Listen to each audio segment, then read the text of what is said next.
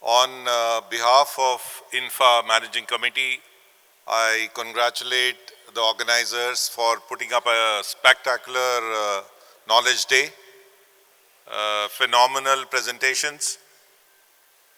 I think for me, the take-home message, if I look at the very stimulating presentation from Mr. Tarun Sridhar and then the presentation from Mr. Mittal,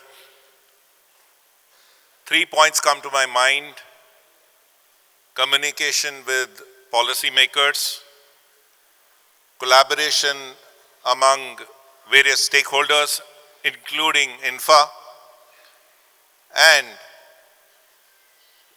taking the various concerns or of the association, of the industry together.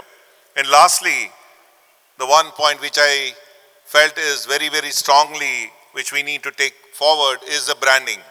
I think definitely these are the 3 points for me. And once again, congratulations to organizers.